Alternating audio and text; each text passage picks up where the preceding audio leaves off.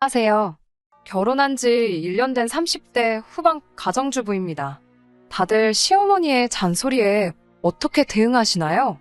저는 요즘 시어머니의 잔소리 때문에 진지하게 이혼을 생각 중입니다.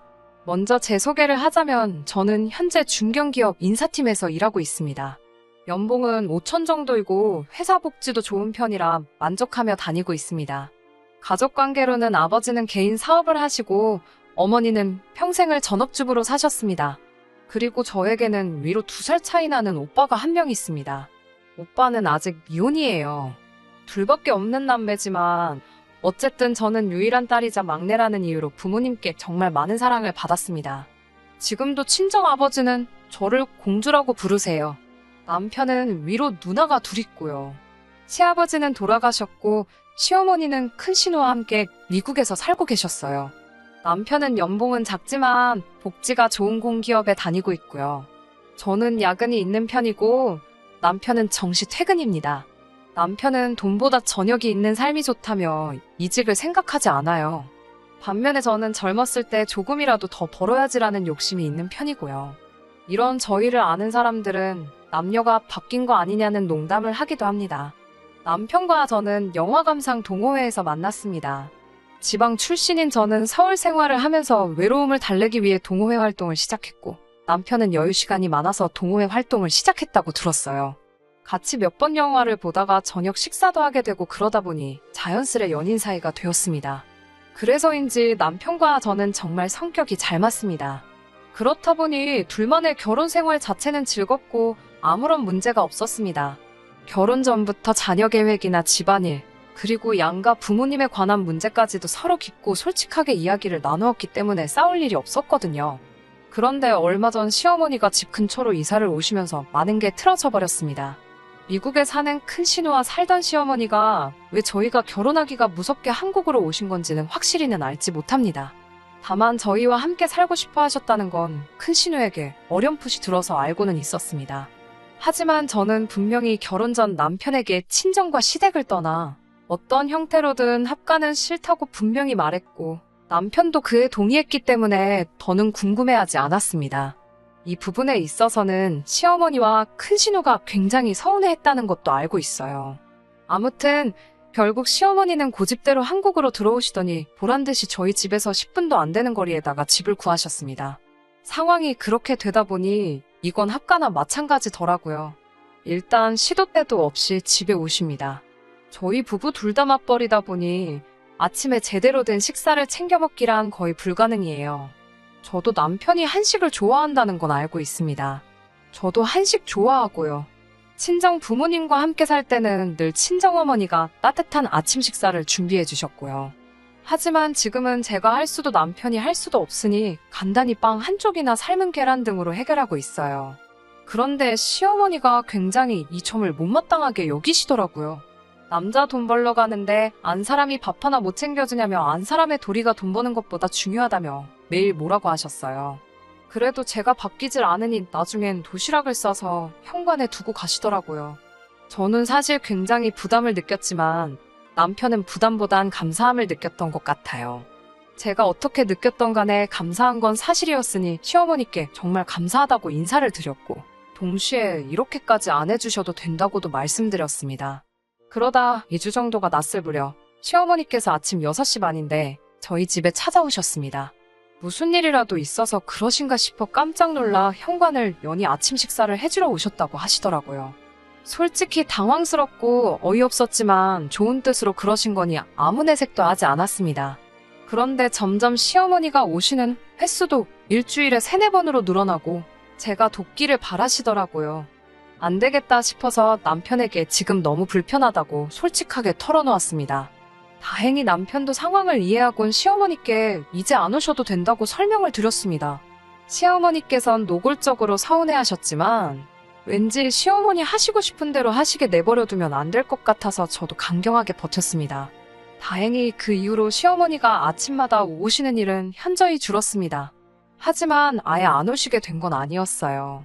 그 이후로는 일주일에 1번 정도 오시기 시작했는데요. 문제는 항상 저희가 출근한 후에 오신다는 거였어요.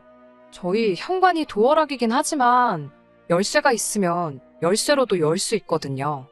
만일의 경우를 대비해 시어머니께 여분의 열쇠를 드린 게 화근이었습니다. 아무튼 그렇게 갑자기 오셔서 하시는 일은 저희 집 청소도 하시고 빨래도 하셨습니다. 제 성격이 깔끔한 편이라 맞벌이여도 청소를 안 하고 그러지는 않는데요. 그럼에도 불구하고 가끔 일이 밀리는 경우가 있어요. 그럼 여지없이 시어머니가 일을 해두고 가십니다. 이게 들었을 때는 되게 좋은 시어머니 같지만 며느리 입장에서는 굉장히 곤혹스럽습니다. 왜냐하면 번번이 잔소리를 하시니깐요. 이것도 옷이라고 산 거니? 이건 못 보던 건데 언제 산 옷이니? 이런 질문은 예사입니다. 우리 아들 속옷이 낡았더라. 너는 내 것만 사냐? 네 남편도 새 속옷 입을 줄 안다. 뭐 이런 이야기도 하시고요. 심지어 가끔 제 옷을 빌려달라며 그냥 가지고 가시기도 하십니다. 시어머니는 나처럼 돈도 안 받고 며느리 일 대신 해주는 시어머니가 어딨냐며 생색을 내셨지만 저는 너무 불편해서 차라리 사람을 불러서 치우면 치웠지 않으셨으면 좋겠더라고요. 그리고 제가 따로 늘 용돈도 드렸는데 시어머니는 그건 늘 내 아들이 벌어서 주는 돈이라며 저랑은 상관없다는 듯 말씀하시더군요.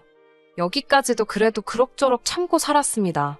그런데 요즘 시어머니가 저희 2세 문제에 자꾸 간섭을 하려고 드시니 너무 스트레스를 받습니다.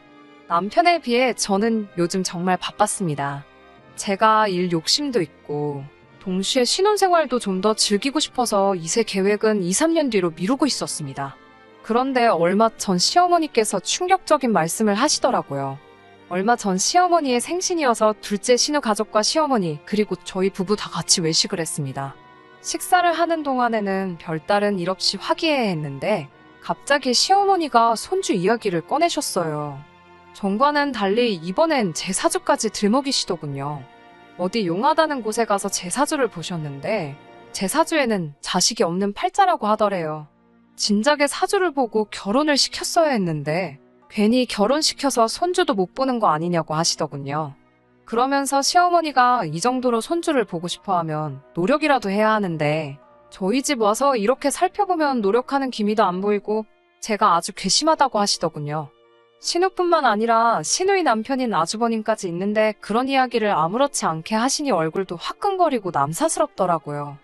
평소에 저라면 어떻게든 화제를 돌렸을 텐데 그날만큼은 순간 욱해서 저도 맞받아쳤어요. 아이를 낳는 사람은 저인데 왜 그렇게 강요하고 스트레스를 주시냐고요. 좋았던 분위기는 말할 것도 없이 이상해졌고 시어머니는 제 말에 격분하셨어요. 아이 하나 낳으라는 게 뭐가 그렇게 스트레스냐며 아이도 못 낳는 게 어른한테 죄송한 줄도 모르고 말대답이나 한다고요.